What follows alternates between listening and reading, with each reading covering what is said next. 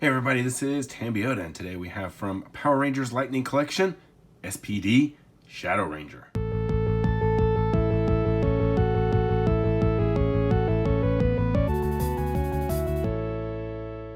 Alright, so we can take a look at the box here. We can see the figure, and there's the side of the box, the other side of the box. Now the back of the box got him in a cool pose, cool stance, top and bottom. So everything looks good. So let's get him out of the box so we can check him out. All right, so we're back and we have Shadow Ranger here. And yeah, he's really dark, so I have to lighten this up a little bit. I lightened it up a little bit beforehand, but I think it'll be all right. I think you guys can see this fine. So here we have another of the lightning figures, and this thing is really surprising in hand. It's really surprising. It doesn't look like there's that much involved in it, but there actually is. So this is the figure right here. We'll get into all the features on him and all the different things, but we're going to take a look at all of his accessories. So he does have two hands. So once again, a left fist and then a right pointer finger or double pointer finger. Now he does have his patrol morpher, so you have that. You can almost see what that says on there. Originally, I thought it was like Space Police Department, but that is not it. It's actually Space Patrol Delta. That's what that stands for. So he can hold that in this hand. I assume that goes in there. It looks like it fits. So there you go. So you can use that to morph or to henshin or whatever you want to say. This is Power Rangers, so this is morph. It's not Common Rider, so we don't really have henshin. Now he does also have his Shadow Saber, and his Shadow Saber is a little bent. I may have to take some warm water or heat it up with a light bulb, or like say a that's weird. A hair dryer or something and get that all straightened out. But there's his sword. I don't know how to hold this. This should be the proper way to hold the sword, but it looks like the way that the mouth is open, like you should do it like that, but probably like this. So I did try to watch a couple of episodes. Like I'll be straightforward with you. I haven't watched very much before this review, so I did try to watch a couple of episodes. I didn't end up getting to the part where this guy shows up, so I'm not 100% sure on him.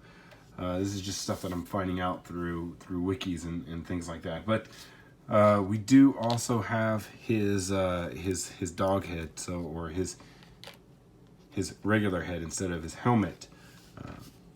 Now you can also take this sword and you can sheath it like that. So you have his head.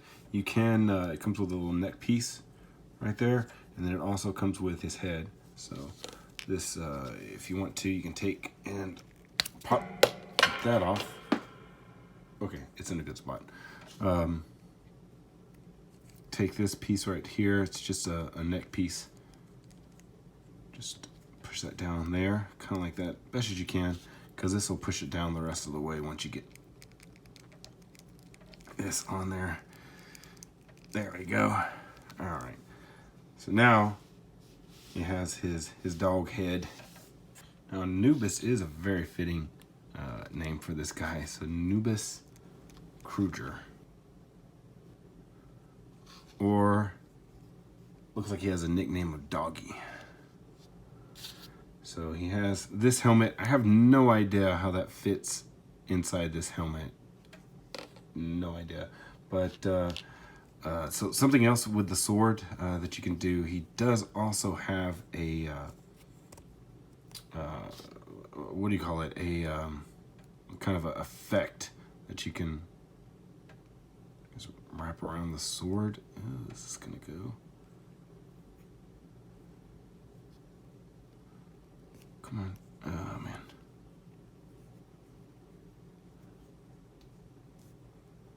isn't really going around the sword very well. There we go. We'll just do it like that. There it goes. That's pretty cool. Do we go like that? I think I like that a little bit better. Or maybe it goes the other way. I don't know. Looks like according to the box, we're just gonna go like this. So we'll have it like that. That's a pretty cool little swirl that goes around the sword. He has his helmet. We'll just put his helmet back on because you can look at his articulation a little bit better with his helmet on. And you can see underneath here, you can see the points of articulation for the head. So you have a joint that allows you to move this ball joint forward and back. And ball joint gives you regular head tilting access and stuff. Now he doesn't move a lot as much as Lord Zed does, but he does have some movement. Now you come back here, you do have the movement of the kind of the shrugging, where you can move that shoulders forward and back. He does have that up and down movement, forward and back. The kind of bicep cut right above the bicep. Double elbows, once again.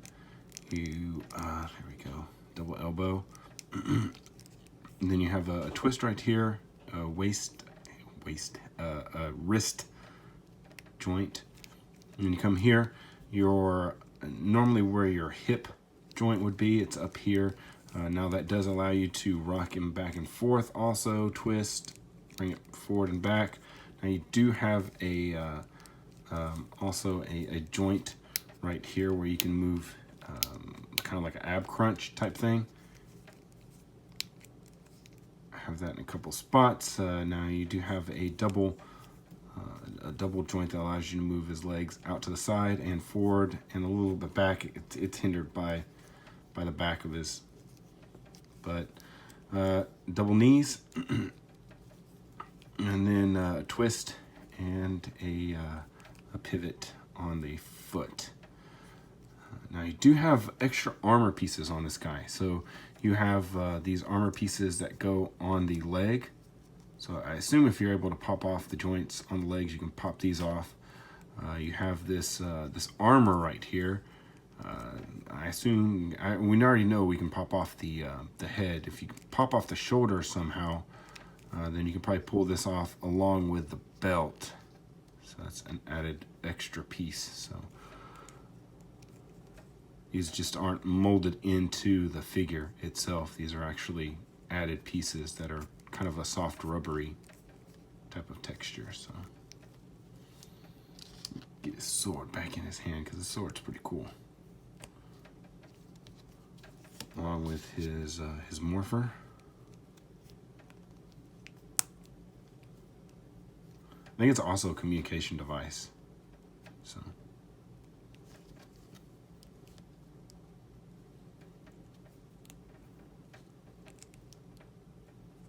all right. Well, hopefully you guys enjoyed this video review. If you did, please give me a thumbs up. If you haven't already subscribed, go ahead and do that right now. It's Tambeyoda. See you guys next time.